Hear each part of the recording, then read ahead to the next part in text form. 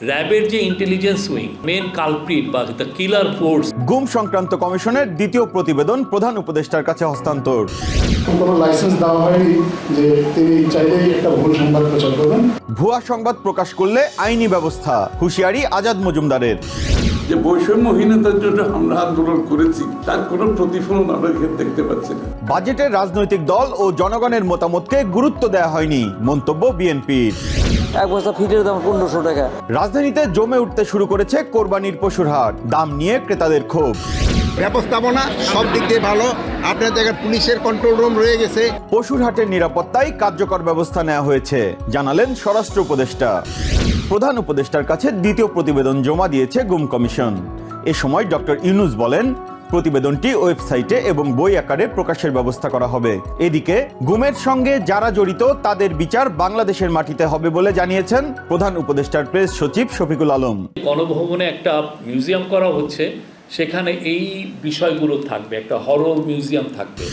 সংবাদপত্রে প্রকাশিত মুক্তিযোদ্ধাদের স্বীকৃতি বাতিলের খবর ভিত্তিহীন ও ভুয়া বলে জানিয়েছেন প্রধান উপদেষ্টার উপপ্রেস সচিব আজাদ মজুমদার। বুধবার এক ব্রিফিংয়ে তিনি বলেন, যারা ভুল সংবাদ দিয়েছেন আশা করি তারা সংশোধনী দিয়ে দুঃখ প্রকাশ করবেন। এখন থেকে ভুল সংবাদ প্রকাশ করলে সরকার আইনানুগ ব্যবস্থা নেবে।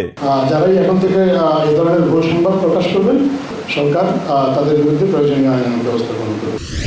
রাজনৈতিক দল ও জনগণের মতামত ছাড়া 2025-26 অর্থ বছরের প্রস্তাবিত বাজেট ঘোষণা করা হয়েছে বলে মন্তব্য করেছেন বিএনপির স্থায়ী কমিটির সদস্য আমির খসরু মাহমুদ চৌধুরী। বাজেট নিয়ে আনুষ্ঠানিক প্রতিক্রিয়ায় তিনি বলেন, জনগণ, রাজনৈতিক দল ও বিশিষ্টজনের মতামত না নিয়েই বাজেট প্রস্তাবনা দেয়া হয়েছে। ভ্যাট বেশি, বিএটি বেশি, ইনফ্লেশন বেশি, দ্রব্যমূল্যের দাম বেশি, সবকিছু তো সাধারণ মানুষের জীবনযাত্রার মানের বিরুদ্ধে চলে যাচ্ছে। ঈদকে সামনে রেখে জমে উঠতে শুরু করেছে রাজধানীর পশুর হাটগুলো। হাটগুলোতে পর্যাপ্ত পশু থাকলেও দাম নিয়ে ক্রেতাদের মধ্যে রয়েছে মিশ্র প্রতিক্রিয়া। বিক্রেতারা জানাচ্ছেন, খরচ বেড়ে যাওয়ায় বাধ্য হয়েই বাড়তি দামে বিক্রি করতে হচ্ছে। দু একজন আসছে, আইসা দেখা যাইতেছে, তেমন মনে করেন দাম দর করতেছে না, বলতেছে যে পরে আসবো। স্বরাষ্ট্র উপদেষ্টা জাহাঙ্গীর আলম চৌধুরী জানিয়েছেন, নিরাপত্তার স্বার্থে এবার কোরবানির প্রতিটি হাটে আনসার ও পুলিশ মোতায়েন করা হয়েছে।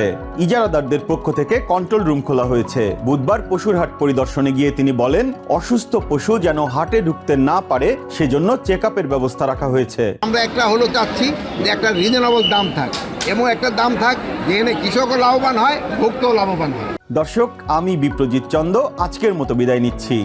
বাংলাদেশের গুরুত্বপূর্ণ সব তথ্য পেতে নিয়মিত চোখ রাখুন TVN 24 নিউজ নেটওয়ার্কের ইউটিউব ও ফেসবুক পেজে।